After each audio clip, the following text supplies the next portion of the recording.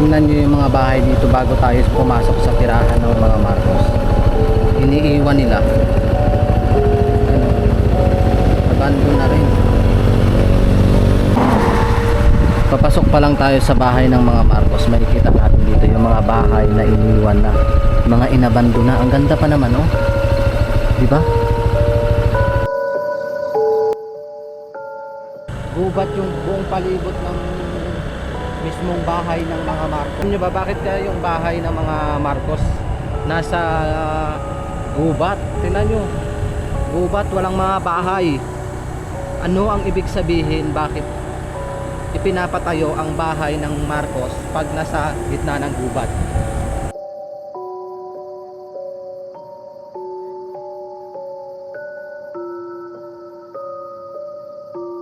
Sa pinakadulo ng Ilocos Norte, may tulay na nakadikit sa bundok.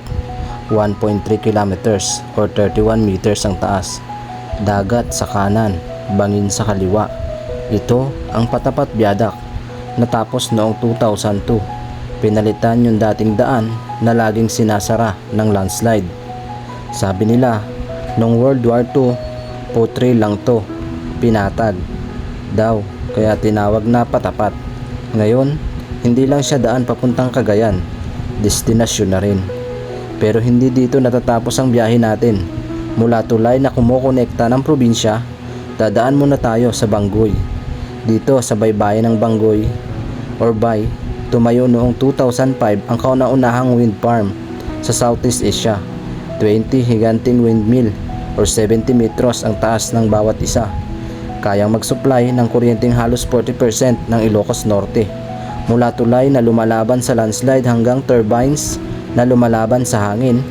Ito ang norte, laging may sagot sa hamon ng kalikasan. At pababa naman tayo papunta sa puso ng Ilocos.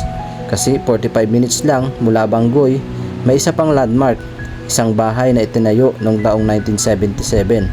Regalo ni Imelda Marcos para sa 68th birthday ni Pangulong Ferdinand Marcos, ang Malacanang of the North sa Paway. From tulay na ginawa para sa mga biyahero, sa turbines na nagbigay ng liwanag, hanggang sa bahay na naging tahanan ng kasaysayan. Ito ang kwento ng Norte, hindi lang daan, kundi pag-asa at alaala.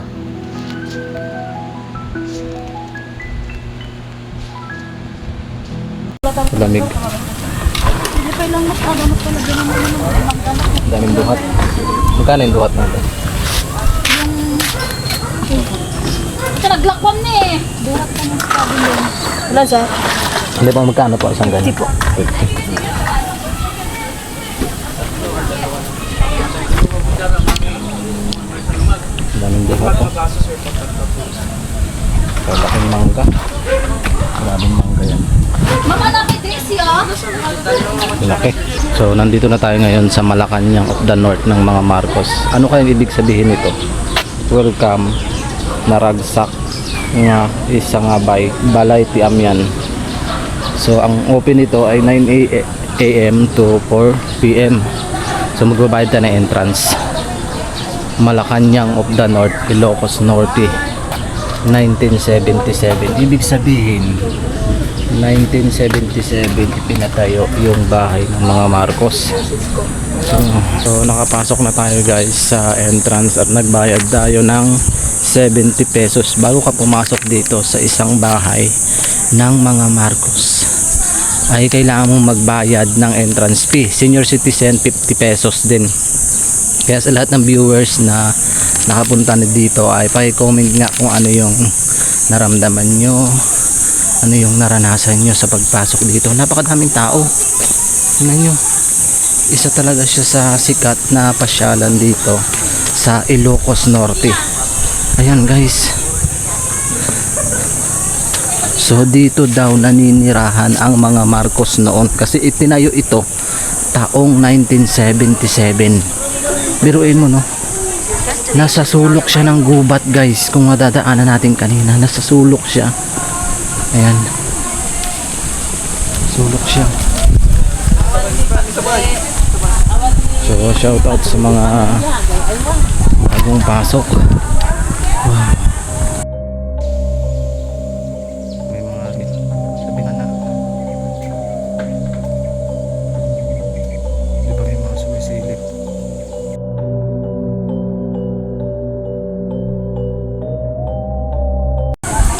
So napakadami palang tao talagang pumupunta dito guys.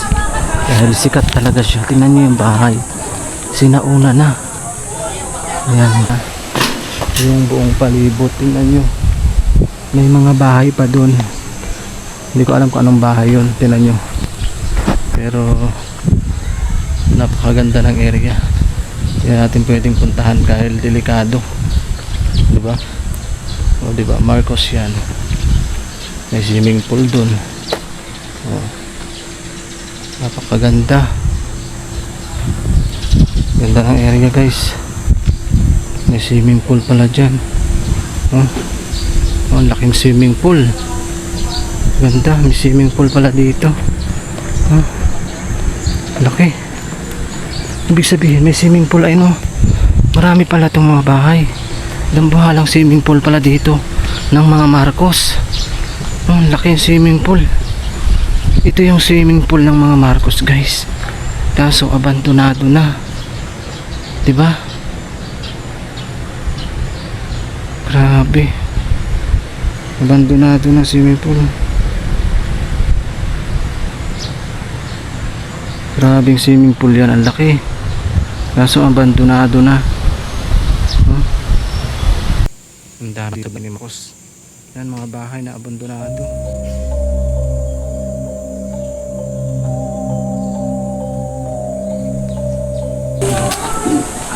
Yan, papasok na tayo. Wow. Ang hangin. Oy, galing mo ang anak ko, anak na. Guys, ang daming tao. So dito muna tayo sa CR nila. May CR sila. May babae, may lalaki. Ang ganda ng CR. Wow. Ang ganda ng CR guys. Diba? Medyo maingay. So ito sila. Ito si Marcos. Yan. Yan si Imelda Marcos at Ferdinand. Ito silang dalawa. So kamakailan ay pumunta tayo sa Tarlac at napasok natin yung bahay ni Aquino. Wow. Ito yung ipil. Napakatibay yan guys. Saka yung mga bangko, di ba? Yung doon sa bahay ng mga Marcos sa Twin Mansion, yung mga ganito, napakaraming mga nakabagak lang, nakatapon. Napakatibay. Ganda. Ito yung matibay, guys. Matibay yan. So, at least nakapasok tayo dito mismo sa tirahan ng mga Marcos kasi may mga napupuntahan tayo, mga historical na mga bahay ng mga pangulo, hindi tayo nakakapasok, pero dito mismo nakapasok tayo. Yun yung si Imelda, oh. Si Imelda.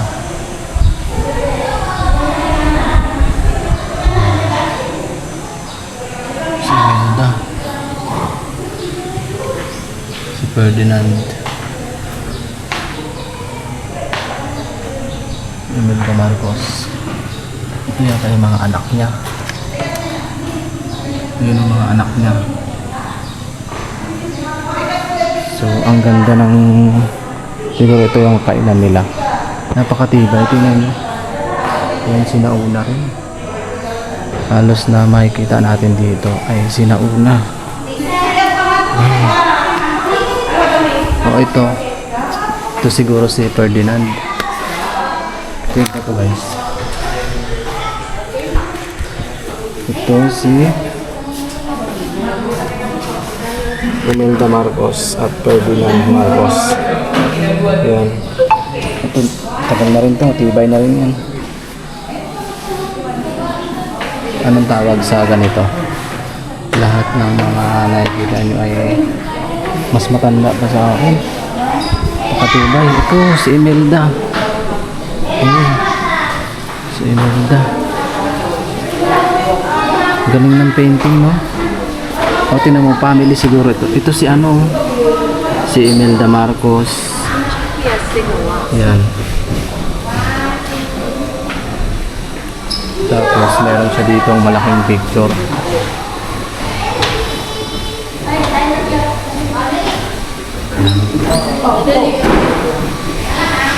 Pasok tayo dito guys. Nakapasok tayo dito mismo sa bahay ng mga Marcos. Kasi sa Tarlac, sa Laguna, hindi tayo nakakapasok sa kanilang tirahan dahil private. Pero dito mismo, nakapasok tayo. Wow! Tao po, papasok po. Guys, ito yung kwarto ni yung presidente natin ngayon. Ito ba yun? Ito yung kwarto niya. Ibig sabihin, hindi na mismo ito yung bahay nila. Ito yung kanyang ano, di ba? Walang hangin pero gumagalaw. Tingnan nyo. Walang hangin pero gumagalaw, guys. Tingnan nyo, walang hangin. Gumagalaw. Ano kaya ibig sabihin nyo? Walang hangin. Ito yung kanyang tulugan. Ang liit ng tulugan niya. Ibig sabihin, tagal na rin. No.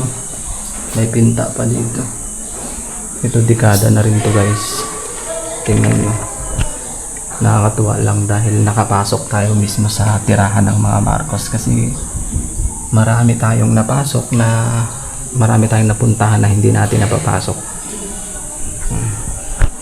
Ito napakatibay ito guys. Ayan. Bawal. Ito ko bongbong. Bongbong 1667. 1967 pa yung pinta. Grabe. So, may mga kwarto na restricted. Ayan. Tulad nito.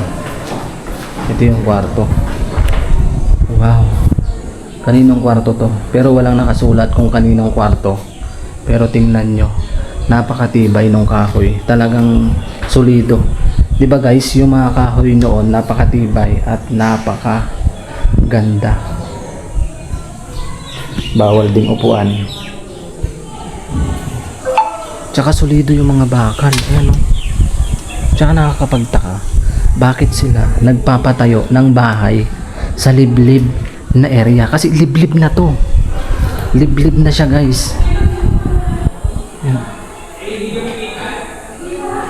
Anong laman ito? Walang laman. Ito ang kwarto niya. Tsaka matibay yan. Mga kampana. Ito yung ceiling kapis. Kapis yung ceiling niya.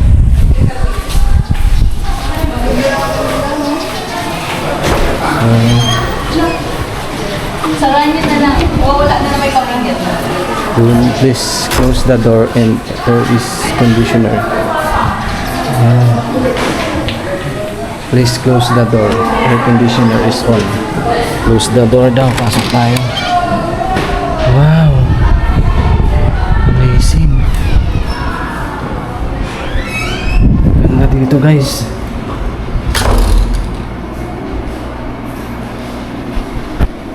We shall make this nation great again. Grabe. Ito yung mapa ng Pilipinas. Ito, hindi ko alam kung anong ibig sabihin ng sulat na yan.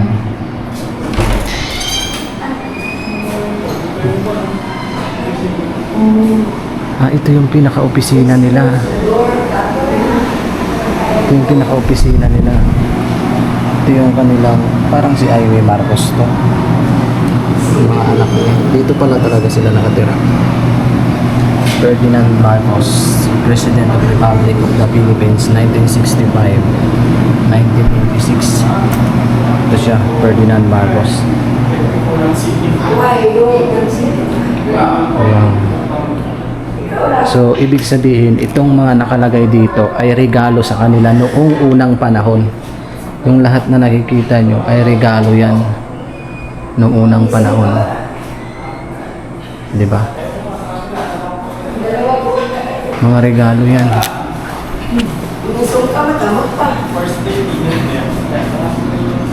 Wow. Ganda. Order of the Sikatuna. Yun guys, buti na lang nakapasok tayo dito. Endera Gadi Enja. Pa mga picture. Ayan yung mga pinuntahan nila sa ibang bansa.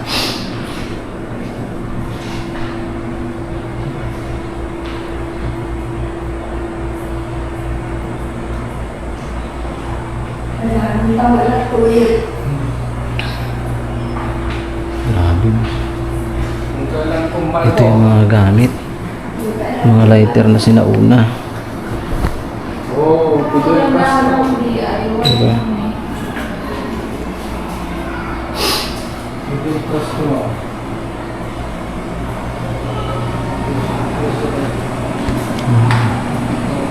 Mga libro na sinauna guys, oh.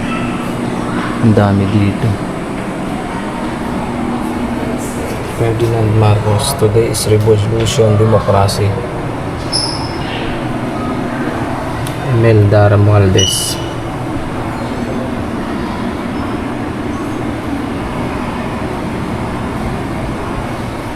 Notes on the New Society of the Philippines.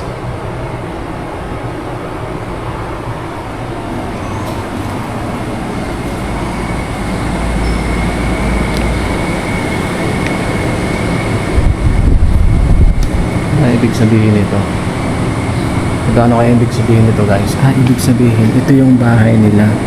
Nasa gitna siya ng gubat. Pansin nyo ba? Ay sinauna talaga dahil kapis. Kapis talaga siya. Kapis.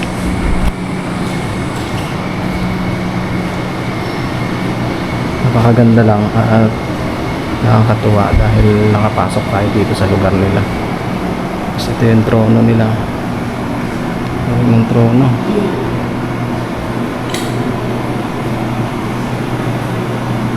Parang dito yung nagmimesa. Pag dumadating yung nandun yung presidente.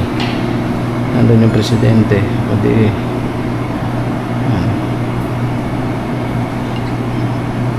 so labas na tayo guys. Thank you so much sa lahat ng viewers na nakasupport sa vlogs natin. Kauna-unahan na napasilip natin sa team ng Mindoreñong Mangyan yung bahay ng Pangulo ng Bansang Pilipinas, ng Pangulo ng Pambansang Pilipinas. So ito yung labas. Kung makikita nyo, yung dyan na ay lake na yan guys. Nasa lake na tayo. Yan, lake na yan, kaya napakaganda. Kaso lang merong harang. Maganda sana kung ano, pero ang ganda talaga. So akit tayo sa taas. Ano kaya makikita natin sa taas guys?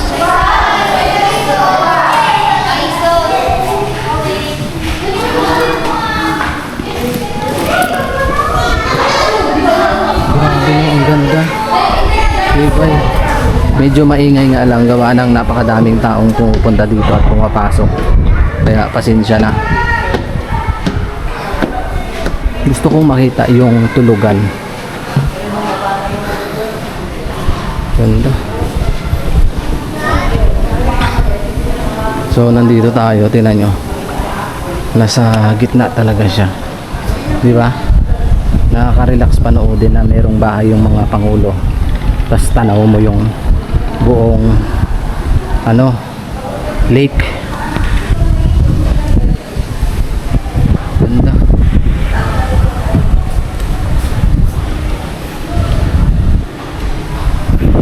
Ito matagal na panahon na rin yan.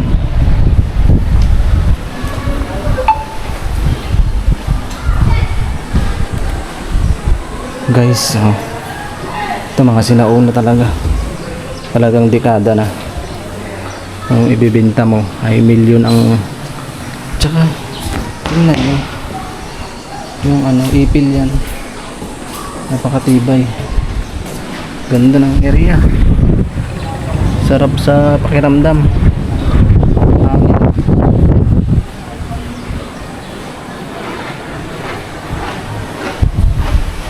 Luwang, no? Yun yan dito sa kabilang side. Ayan, andun yung kusina nila. Tsaka although lahat ng puro kapis. Puro kapis talaga. Dito bawal pumasok. O ito yung church ng Ilocos. Pininta, napakalaki. Church ng Ilocos, ang ganda. Lalaki ng ilaw sa taas. Medyo ano lang, huwag lang tayong mag-ingay. Gawa ng mahirap pag dito ka nag-ingay. Kasi itong mismong bahay na to ay sagrado dahil nandito pa rin siguro o may naninirahan dito mga kaluluwa. Yan yung 3 niyang anak. Yan. Yan.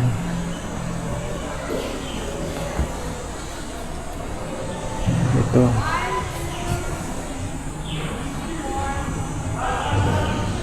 Pamilya.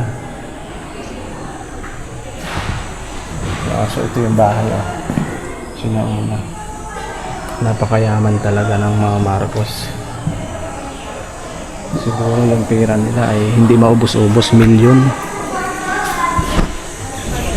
ang pera nila, hindi na maubos. Tsaka nagtaka ako bakit dito pa sila nagpatayo. Pwede naman sila magpatayo sa syudad. Mas gusto nilang magpatayo dito.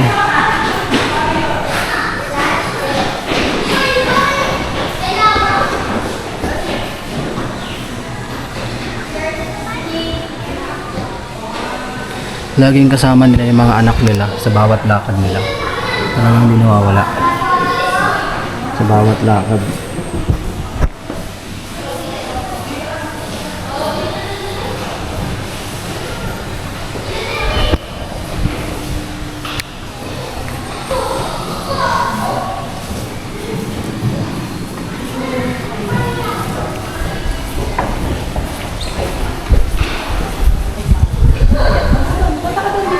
Kung sa Tarlac may tunnel daw yung ilalim, ano pa kaya yung bahay na ito? Siguro malamang may tunnel yung ilalim nito, guys. Ito na yung kwarto. Ano yung kwarto to? Ito yung kwarto ni Amy Marcos tsaka ni si Amy Marcos. Ito yung kanyang tulugan. Ito si Bongbong, 1968.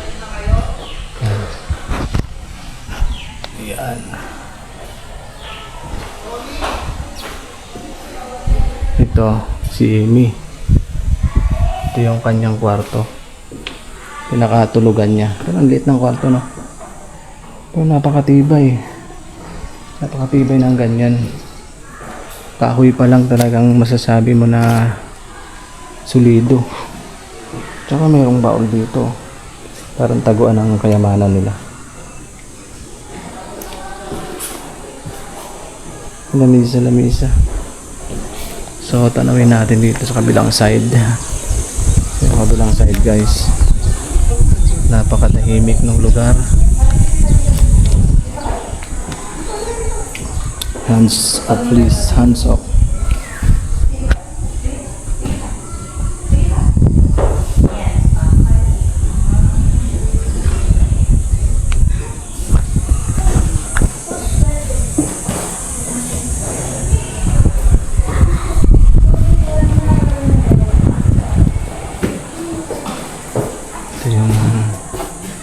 Closets nila, mga closets.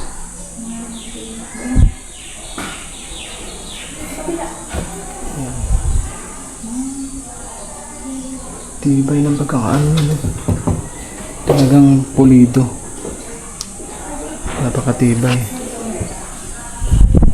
Sa palagay nyo, guys, gaano kayaman ang mga Marcos? Pa-comment nga kung gaano kayaman ang mga Marcos. Sino ba ang pinakamayaman sa Pilipinas? Meron pa dun.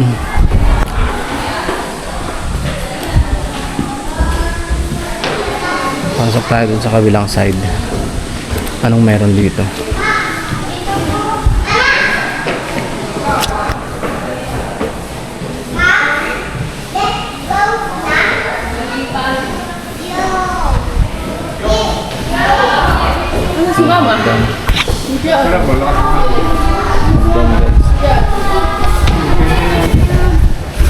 Can you stop? Ito yung kanyang mga gamit. Guys, oh. Dekada na yung damit. Ibig sabihin, maliit lang si Imelda. Imelda Marcos has sternly risen to the ranks of fan of icon of signature. Ibig sabihin, maliit lang siya. Pero dekada yung damit. Oh. Damit niya. Dito yung damit niya. So ito, mga dekada na rin yung mga gamit nila. Tingnan mo. Beta movie. Beta movie. Kasit.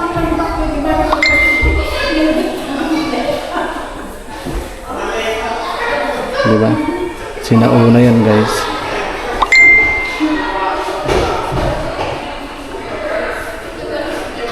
Experimental filmmaking were also part of cultural development during the Marcos of government. Ganda, oh. Sinauna. Tapos to, hindi ko alam kung ano to. Camera ba to? Fuji. Kakaiba. Sinauna rin yan. Sinauna. So, Hanso, please, pasok. Pasok naman yan.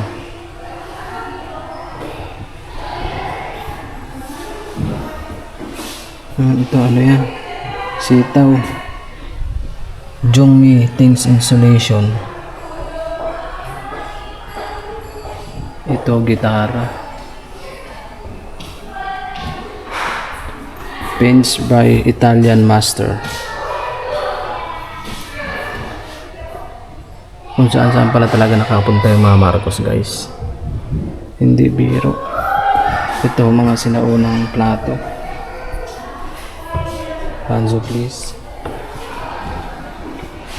Ito pa, oh. Pukpok, handmade. Pukpok. Guys, tinan nyo, pukpok. Pukpok. Ham Metalworks. May pukpok. So, pasok tayo dito sa mga gamit niya. Ito yung mga gamit. Ito yung maleta nila Imelda Marcos. Ayan. Maleta nila yan. Bakit nagkakisap-kisap ang ilaw? Ito yung maleta nila na ginagamit pang flight. Diba? Guys, kumikisap-kisap ang ilaw. Mga malita, matibay yan.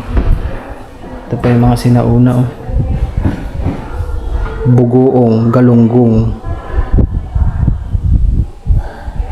Mga sinauna, honey. Yan yung mga sinaunang gamit noon. Ito yung mga bala. So, ito yung mga gamit na natira nila ngayon. Ito yung mga gamit nilang natira. Diba? Tingnan nyo, may Marlboro pa sa ano, Marlboro. Sarabo, macadamia, nuts, chocolates. Ito, balikbayan box. Ano to? Ba't yan? Gumagalaw. Hangin. Hindi may hangin dito. Doon lumulusok.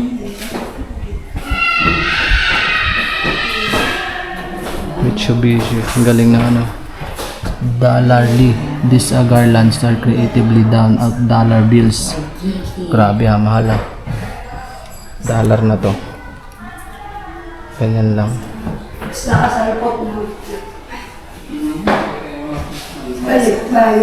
Mga sinauna.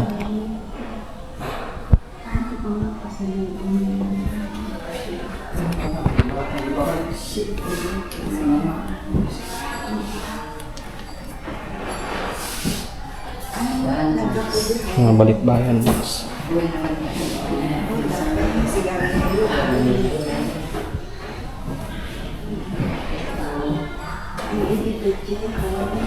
Yung damit.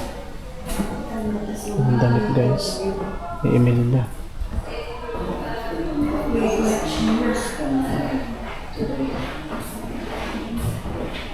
So, ito, pasok tayo dito. Papasok po. Tabi-tabi po. Ito yung napakatibay talaga guys. Simula noon, hindi pa talaga ito masisira. 100 years na. 100 years na.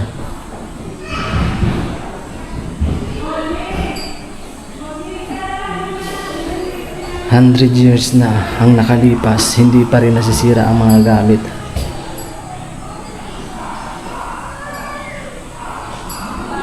Diba? Ito oh, parang ginto. Parang ginto siya.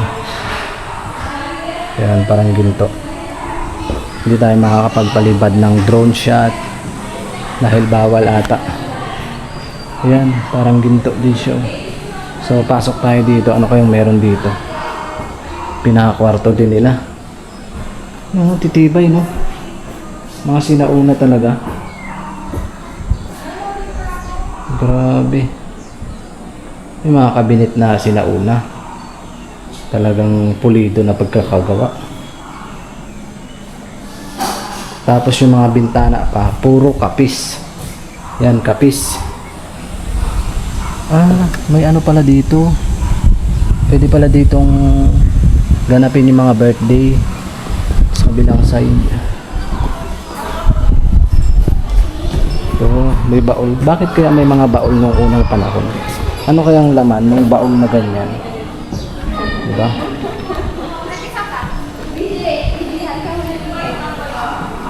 So, higaan.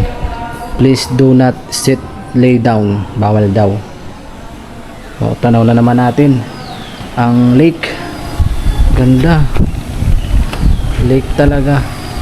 Nag-iisa lang talaga siyang bahay dito guys. Itong Marcos Mansion na to, nag-iisa lang. Tingnan niyo yung ceiling. Oh. Grabe. Parang mga diamond. So ito sinauna din. Ito tayo. So sa lahat ng viewers na patuloy na sumusuporta sa YouTube namin, maraming salamat po.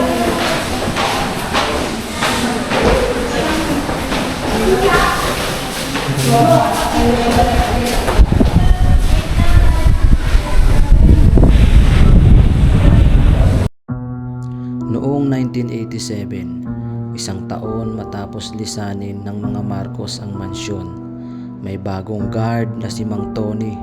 First night duty niya, alas 3 ng madaling araw.